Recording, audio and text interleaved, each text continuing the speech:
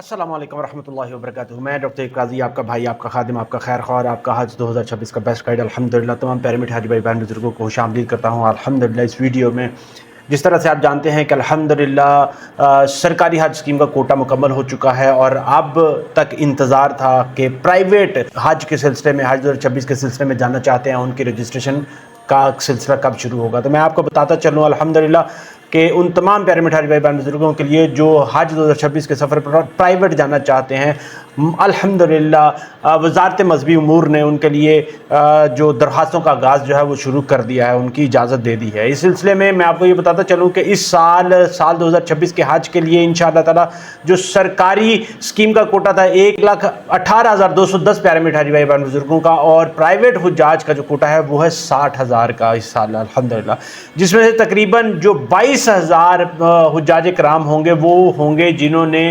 2025 में अपनी एप्लीकेशन जमा करवाई थी मगर वो किसी वजह से हज पर नहीं जा सके। इंशाअल्लाह ताला उनको प्रायोरिटी दी जाएगी।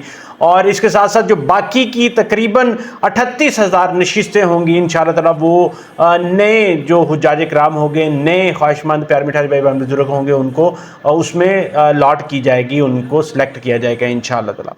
मैं आपको ये बताता चलूँ कि ये वज़ारत मज़हबी उमूर का जो इक़दाम है ये एक बहुत ही शफाफियत का मज़हर है अल्हम्दुलिल्लाह, और एक रोशन मिसाल है कि वज़ारत मज़हबी उमूर ने प्राइवेट हज ऑपरेटरों की इस बात के ऊपर पाबंद किया है कि आपने सबसे पहले उन हाजियों को तरजीह देनी है जो पिछले साल इंतज़ार करते रहे और तड़पते रहे और वो हज के ऊपर इस मुबारक सफ़र पर रवाना नहीं हो सके। याद रखें कि ये एक इंतज़ामी फ़ैसला नहीं है, ये एक जज्बाती और ईमानी राहत का फ़ैसला है।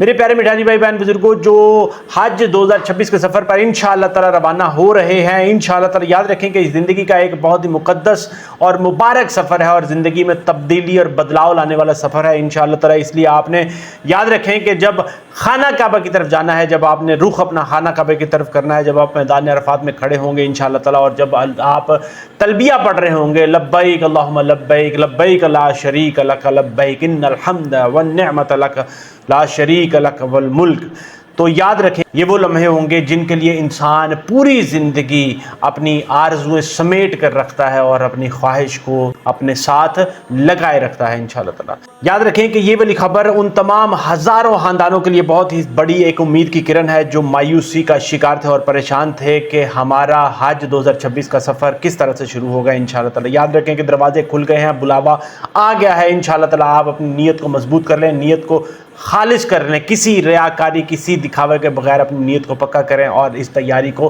भरपूर तरीके से मुकम्मल कर दे, शुरू कर दें इंशाअल्लाह ताला। याद रखें कि ये एक बहुत ही अजीम सफ़र है इंशाअल्लाह ताला, इसलिए इसकी तैयारी भी बहुत बेहतरीन तरीके से होनी चाहिए। आप अपनी बेस्ट तैयारी करें, उसके लिए मैं अपना एक कोर्स मुकम्मल अल्हम्दुलिल्लाह यूट्यूब के ऊपर हज 2026 की तैयारी के ऊपर लॉन्च कर दिया है। आप उसको वहाँ से रहनुमाई ज़रूर लें इंशाअल्लाह ताला। अल्लाह ताला की ज़ात आपके लिए आसानियाँ करेगी। मेरा यही मिशन है कि मैं आपके हज 2026 के सफ़र को आसान कर सकूं। उसको अल्लाह ताला की ज़ात से दुआ करता हूं कि अल्लाह ताला उसको मकबूल करे, मबरूर करे इंशाअल्लाह ताला।